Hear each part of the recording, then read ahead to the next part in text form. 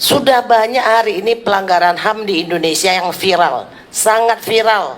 Mungkin Bapak juga tahu, seperti Rempang, seperti pagar laut. Saya nggak lihat Bapak hadir di sana.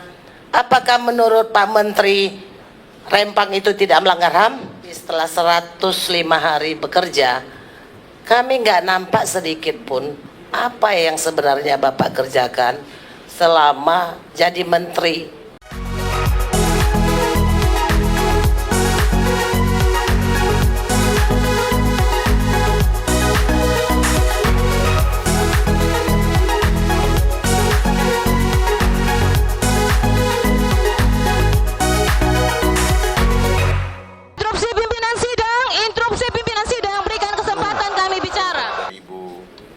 Siti Aisyah. Terima kasih pimpinan. Saya Siti Aisyah, fraksi PDIP Dapil Riau II. Ketika Bapak dipilih sebagai Menteri HAM, sebenarnya saya pribadi punya harapan besar karena Bapak adalah pemerhati HAM dan bergerak di sana. Tetapi setelah 105 hari bekerja, kami nggak nampak sedikit pun apa yang sebenarnya Bapak kerjakan selama jadi menteri HAM ini. Anggaran memang Bapak minta 20 triliun sehingga itu jadi pembicaraan. Saya rasa itu sangat logis. Sangat logis kalau negara punya dana. Dan Bapak bekerja, malah saya rasa 20 triliun itu sangat kurang untuk melaksanakan rehabilitasi ataupun pemulihan terhadap HAM itu sendiri atau untuk menindaklanjuti pelanggaran HAM ke depan. Tetapi saya tidak lihat apa yang Bapak kerjakan 100 hari ini. Ini amnesti yang mau dilakukan, itu program pemerintah. Terus perlindungan yang rencananya perlindungan migran itu Pak sedang dibuat hari ini undang-undang perlindungan pekerja migran Indonesia. Harusnya HAM juga mengasih masukan di sana supaya undang-undang yang dibuat itu juga benar.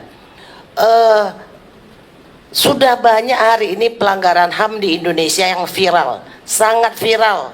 Mungkin Bapak juga tahu, seperti Rempang, seperti pagar laut. Saya nggak lihat Bapak hadir di sana. Apakah menurut Pak Menteri Rempang itu tidak melanggar HAM? Apakah pagar laut itu tidak melanggar HAM? Ya, jadi Pak, saya ingin ke depan, ayolah Pak, ketika Bapak jadi menteri, anggap sajalah itu cuma pakaian, tetapi kami ingin Pak Vijay yang dulu. Mungkin ada kendala-kendala, mungkin ada gesekan, mungkin Bapak bisa cari solusi yang lebih baik. Saya juga di sini melaporkan Pak, di daerah saya di Riau, Kabupaten Indragiri Hulu, 800 hektar kebun rakyat didoser tanpa hukum. Melapor ke Polda tidak dilayani, melapor ke pemerintah daerah tidak dilayani, melapor ke Dandim tidak dilayani. Ini terjadi Pak. Anak-anak tidak sekolah, penghasilan tidak ada, itu terjadi hari ini di Riau, di Kabupaten Indragiri Hulu, antara petani dengan perusahaan kehutanan BBSI. Yang kedua Pak, di Riau ada satu orang perempuan, doktor, dosen di Unri, dipecat. Dia tidak tahu apa-apa karena kebetulan institusi di sana dosen-dosen memplagiat hasil seminar atau disertasi. Mereka dilaporkan ke Polda, dia sebagai saksi, dia tidak dikoordinasi, dan dia menyatakan sebenarnya bahwa atasannya itu memang memplagiat. Akhirnya dia dikucilkan, tidak dikasih mata kuliah, dan tidak tahu hari ini dia dipecat Pak. Anaknya nggak bisa sekolah, listrik nggak dibayar, dan dia doktor Pak. Ada satu lagi Pak, ada satu desa, ketika PT masuk desa ini udah berpuluh-puluh tahun lewat di sana, PT ada, sekarang ditutup jalan Pak. Anak-anak nggak bisa sekolah, buah sawit nggak bisa keluar, Kalau sakit nggak bisa berobat, kayak mana hari ini?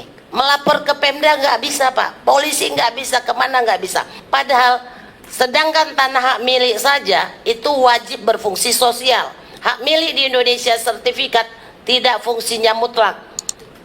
Sertifikat di Indonesia berfungsi sosial. Ketika ada orang lain di belakangnya minta jalan harus dikasih walaupun disesuaikan dengan anggaran atau nilai NJOP yang ada. Tetapi ini bukan tanah hak milik Pak.